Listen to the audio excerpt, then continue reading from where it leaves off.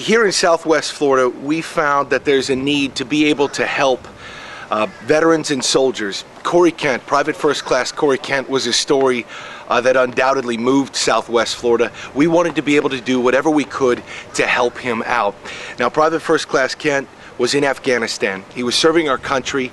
He was involved in an IED explosion. This poor young man lost his legs and a hand. So what we decided to do was, because he'd have to move home, was build an addition onto his home. Now ask yourself, if you're, put yourself in the shoes of a 20-something-year-old. Would you really want to go back and move in with mom and dad? I mean, look, I love Corey's parents, but no, you wouldn't. So what we decided to do was give him a sense of independence. We built an addition on the home with the lead of Todd Gates of Gates Construction, who put this together. We put the addition on Corey's home, and we've got a nice little pad for him now where he can really have that kind of sense of independence, invite his friends over, hang out, but still be at home with his family there supporting him. Well, it started, I would say, in January of last year. We were sitting down with Trey and Amy, and we were discussing the different things that we wanted to do as far as a family. We were looking at getting some bids together to put an addition onto the house so that Corey would feel independent and yet be close enough that if something happened that we could be there for him.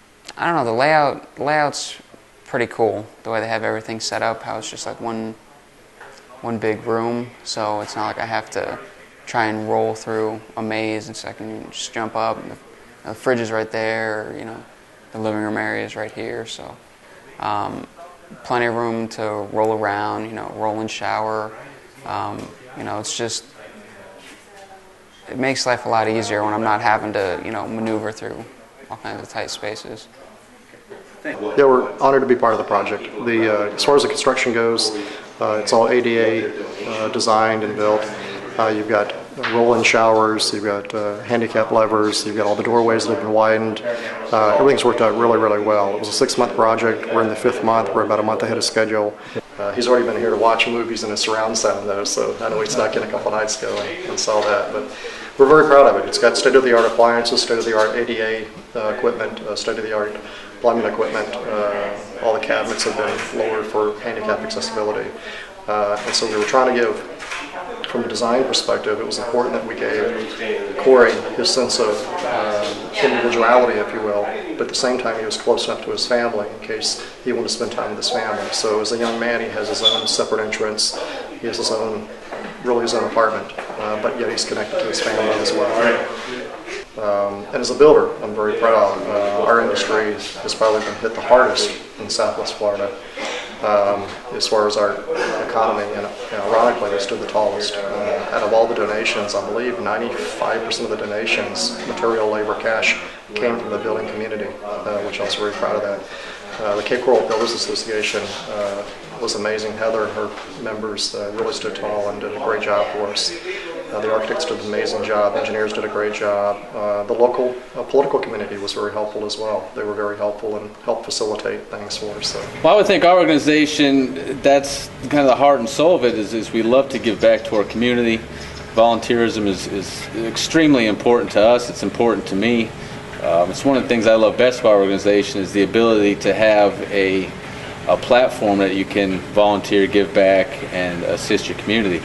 Corey Kent's nothing more than a local hero at this point. I mean, he's survived incredible odds, and it's our pleasure to get behind and support our local military, men and women that are returning from the Middle East or even from local service. I mean, they all deserve our respect and our appreciation.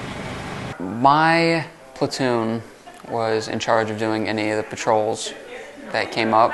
So the other squad in my platoon, went out on the first when they were gone by the time I woke up. So I ate breakfast, and then my squad leader, came up to me and he said, "Get everything on, we got to go out." And at first we didn't really have too much information of why, but then we slowly started to get more information, and we found out that one of the other guys had stepped on an IED, so we were going out to, help them pull security, whatever they needed. And we left our cop and we came up to a fork in the path, so we stopped, and my squad leader was walking up to the front to determine which way we were going to go. That's when he stepped on his IED. So they patched him up and they medevaced him out. And by that time, the other squad had already medevaced the other guy too. So they just said, we're just going to go back. So we stood up and I took a couple steps back the way I came. And that's when I stepped on my IED. And, I was conscious the whole time. And I remember, being medevaced, and as soon as I landed, that's when, I lost consciousness. This may sound a little odd, but we were thankful that it was a phone call and not a knock on the door.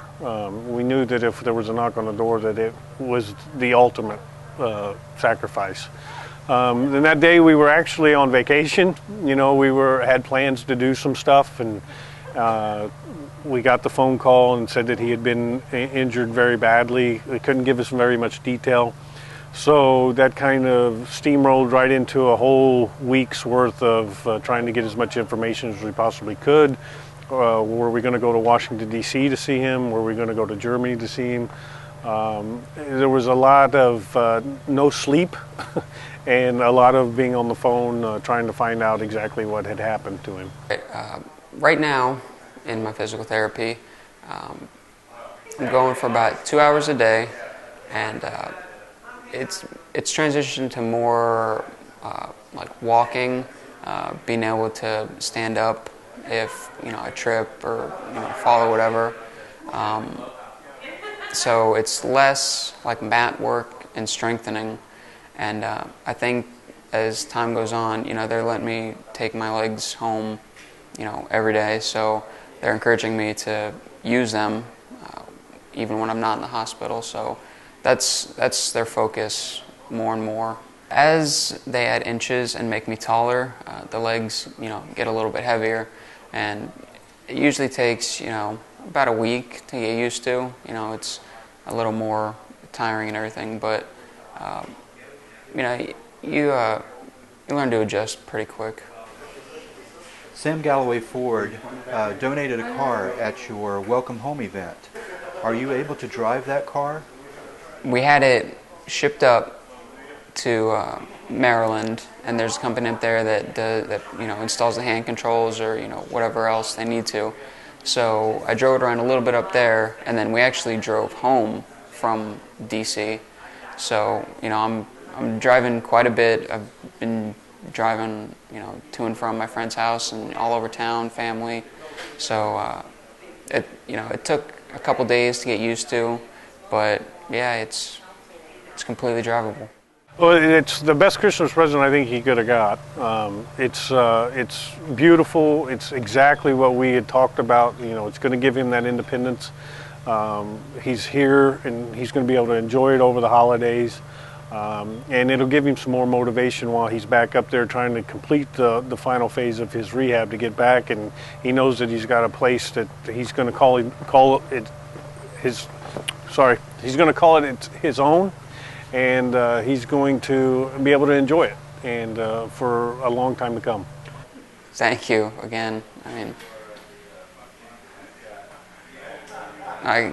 They started in the summer, so I can't imagine having to work construction, do any of this in the Florida heat. So they got it done really quick, and it looks awesome. So thank you.